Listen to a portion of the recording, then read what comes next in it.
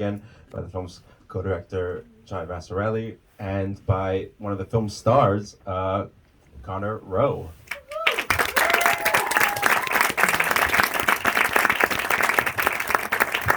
I guess we have to start probably by the question that's on everyone's mind. Did you make it up to your friend for missing the stag do, or? Should I just talk loudly? Oh, there we go. Can everyone hear me all right? Yeah.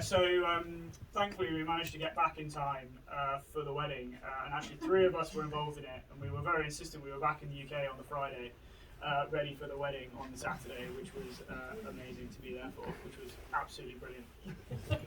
I always ask, does anyone, do we need to translate into French, or is English okay? No. If you do need French translation, then just raise it. Ouais? No? Non? Okay. On peut pas essayer en français, s'il vous plaît. Oh, right.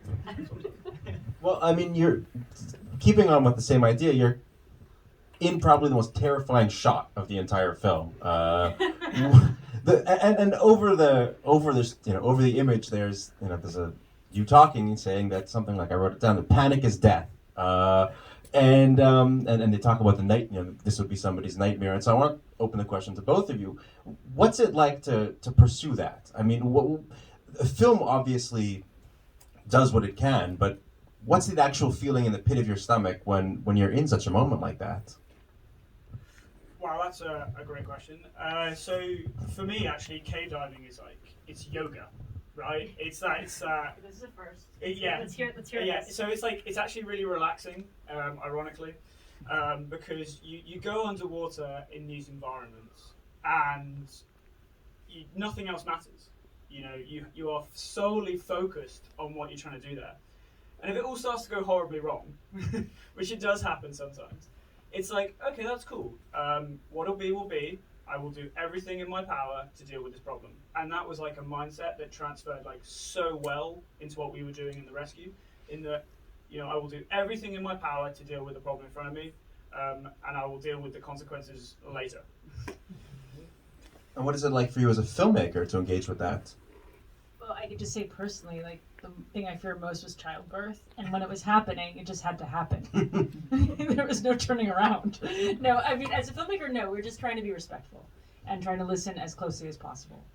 And, I have dove probably more than most people in my life because my father's a big diver, and I would never go into a cave. It sounds too scary. But I just think that it's from a place of respect to try to listen to why that's so meaningful for you. The yoga metaphor is a new one for me, because normally when I'm doing yoga and I'm upset, I just go into the prone position. But yeah, so it's just about a place of respect and listening as close as we can. Well, it's interesting that you bring up childbirth, because in a previous interview, when somebody asked what you felt when you responded to the story as it was happening in the news, you talked about responding to it as a parent. That it hit some sort of sense in your brain of a parental concern. It was on a podcast that you did a research, and I was wondering what's it like. Did that inform any artistic choice in the film in terms of your initial response was to respond to the story as a parent, and did that help shape your role as a storyteller when creating the narrative or sort of crafting the narrative? Well, I think all of us responded in a very this story was so much followed throughout the world, probably because of its humanity. So I say as a parent because, yes, I have 2 Asian kids. It's not that I have a partner in life who is an extreme athlete. So would he do that for somebody else's kids? Was kind of the thought in my head. But yeah, of course, and I think it just really best manifests itself in terms of, what I was really moved by when I was watching this rescue was the sheer moral courage of these divers, where I think Dr. Harris is the best example, where he would never practice medicine again, period, if one of those children died. Who would let the guy who killed the kid anesthetize them? 1. 2, he's a father of 3. How do you even look at your own kids after you killed someone else's kid? And yet, they really believed saving 1 child was a success. And taking that chance and trying to save 1 was better than walking away and leaving 13 to die. And so it was that sheer moral courage, this idea of can you do your best? Can you be your best self? Can you do the right thing? can you be generous? That just really always stayed with me. So yes, as a parent, like what would I do for someone else's child? What would someone else do for my child? Of course, you can't help but think about it, but I don't think it really has to be as parent. Like I think the same way about my best friend or about my parents. Like, what are the lengths we're willing to do to be good humans? And as a filmmaker, it does continue some of the thematic investigations you've been working on and working towards in your past few films. Notably, just finding extreme clarity in the most death-defying situations, in the most bizarrely Byzantine situations that almost nobody would want to find themselves in. You find the people that do find themselves in those situations, and kind of examine the enormous clarity that it creates. And as somebody who was in that situation, and as somebody who sort of depicted that situation in 3 films now, what was it like, and what is it the appeal as an artist? I feel like you just named our new company, like Byzantine Films. Like, it'd be kind of like amazing. I mean, that's a really good idea. So this is my 8th film. And I think really at the end of the day, it comes just down to character. And, that examination of when people live a very intentional life, which is true of Meru, Free Solo, and here in The Rescue. Like, there's something, like, this is a passion. Like, you've dedicated, hours and hours, weekends and weekends. But what's different about The Rescue is that you're volunteers. Everyone else has a day job. Like, they have, Rick's a retired fireman. John is an IT consultant. So this was like the strange passion for a very esoteric minority sport that ended up becoming a calling, because it actually, like in Rick's case, it turns into 40 years of preparing for this one moment where he could do immense good for 13 individuals. But in terms of me, like, I think the extremes bring out, it's like forces kind of like the tip of the spear, like the tip of the knife sort of thing, in terms of where people have to make great decisions that are very character revealing. At the same time, like, I don't know, I wouldn't think about our films as being extreme. I think they're all looking at characters, and for this was like, how do ordinary people become these extraordinary individuals who can make the most generous decisions possible? And then the converse, like, why can't every other person make those extraordinary decisions to be like the most decent person possible? What do you think, Connor?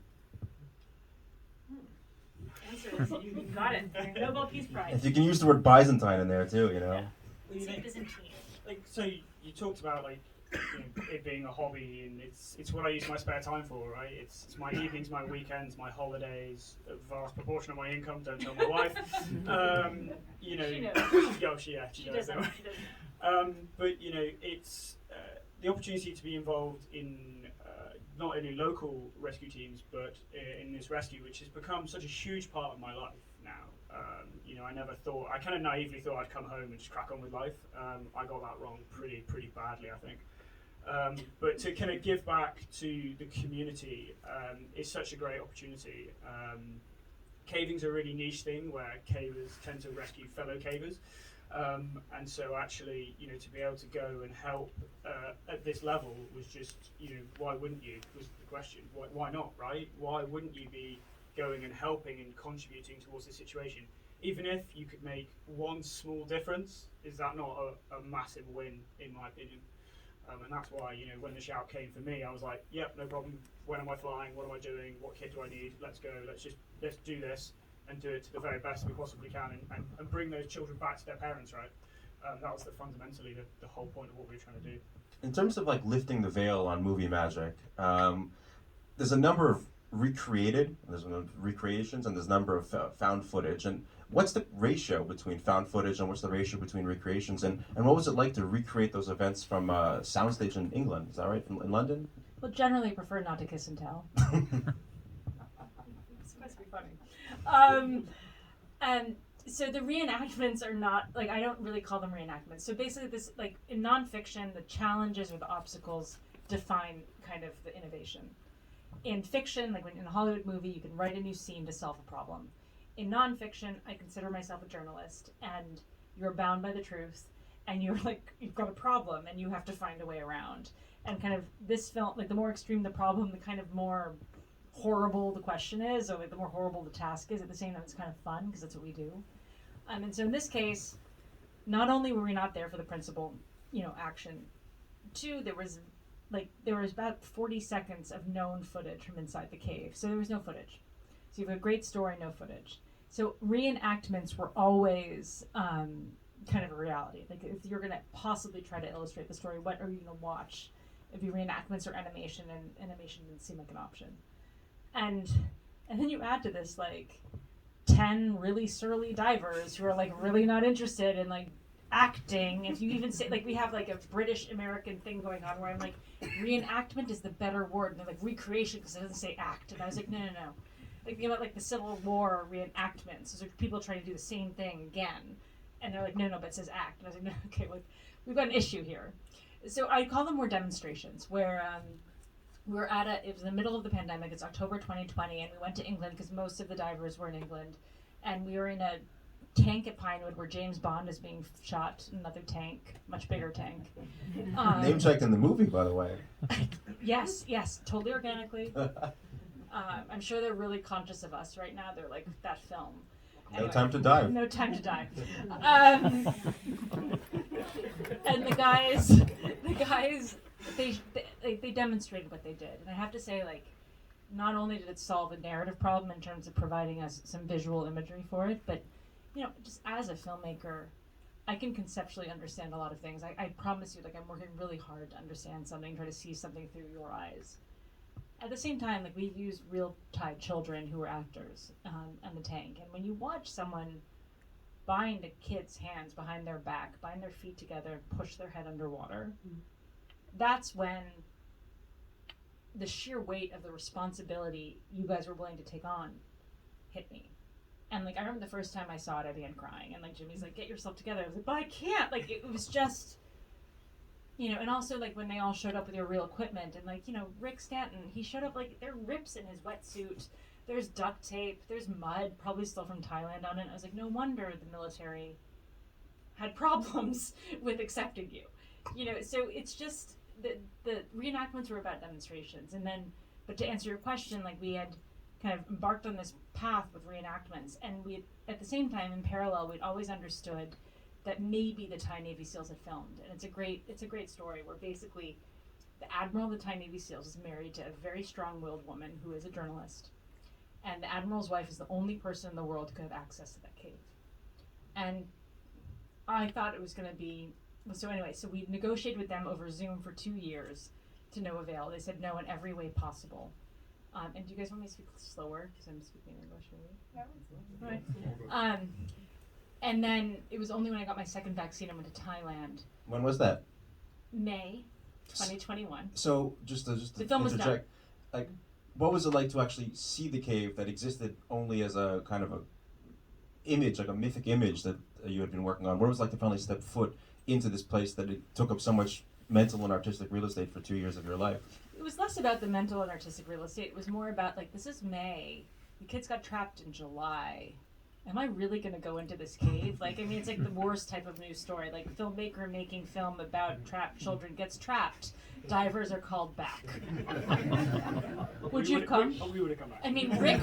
Don't give away the me, sequel idea. No. I WhatsApped him, and I was like, I'm going to do this.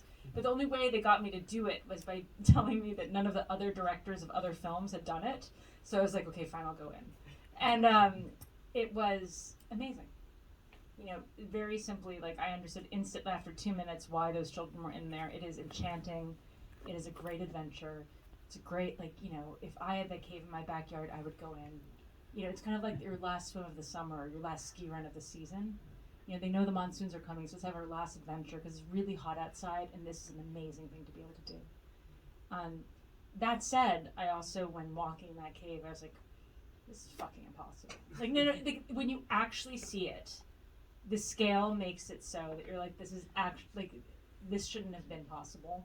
And also, that's why you needed thousands of people supporting 10 individuals. Because just like, I mean, just to go from chamber 3, where the divers emerged, to chamber 1, it took 45 minutes of 200 people hand passing a child. You know, and it's perilous. Like, I mean, it's like there are places where you have to go in your stomach and you can't turn around until you get to the other side. You know, and it's like what we call in climbing no-fall zones, like all over the place.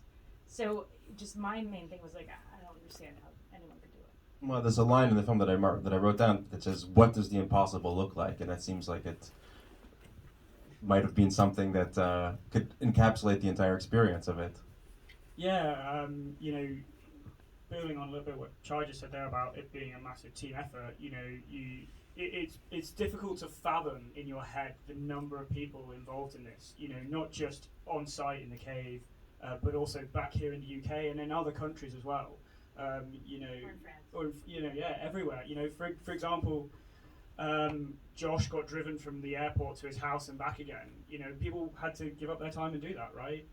You know, so you know, you're pulling together so many people to achieve something, and everyone's going, okay, what does that look like? How are we going to achieve this goal? You know, how are we going to get there? Let's figure it out and break it down step by step by step, and give it absolutely everything we possibly can to ensure success, and bring these kids out and reunite them with their parents, which was ultimately the goal. I think we could open up the floor to questions if anybody has a question. Does anybody have a question? Or we could go drink. Oh, we can go drink.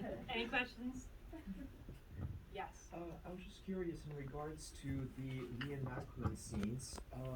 For yourself and for the child actors and everything, it was just a kind of build up to film the scenes. But for the divers, I was curious to know, even though there is a happy ending to it, did you guys, like, how did you feel about recreating those scenes emotionally? So I kind of, for myself and when I spoke to some of the others as well, you know, one of the things that was really important when we were doing these was to make sure they were as accurate as possible to what we did. So we made sure we had exactly the same equipment and we did everything exactly the same. And for me, it was two different things. I tried to like separate them in my mind a little bit and be like, okay, that was Thailand, that was unpleasant. This is, you know, trying to show the world what we did and share this story as best we possibly can with everybody. Thank you. Anybody else? Anybody want to drink? Hey, let me tell you, I'm going to share an anecdote. So, did everyone notice the monk who's in the film? Mm-hmm. So I was talking about the challenges of this film. So this is like kind of my most absurd and like the craziest and my favorite challenge was, so I was like, this monk played a great role in this rescue, and I just would love to hear what he actually has to say about it. And so I'm pursuing this, and then I'm told that actually after the children were successfully rescued, he took an oath of silence for 3 years and went into a cave in Myanmar. Period. Wow. And I was like, because we had encountered this before with sadhus and like in the Himalaya, and I was like, I'll send in a whiteboard, and they're like, absolutely not. It's COVID, no, it's not happening. It's like, but please can I send in a whiteboard? So then the 3-year anniversary of the rescue was this summer, and shortly thereafter I received a box in the mail, and inside were 1,000 blessed bracelets from Karam Bunchum. I've never met this man, we've never spoken, but it's just like one of those kind of crazy things that are around the story where, like, you know, like I can't interview you, but then, and I mean the whole thing, that was just one of kind of like my favorite obstacles, and also the most frustrating. Anyway, let's go have a drink, and we'll be around to talk if you want to. Well, thank you very much.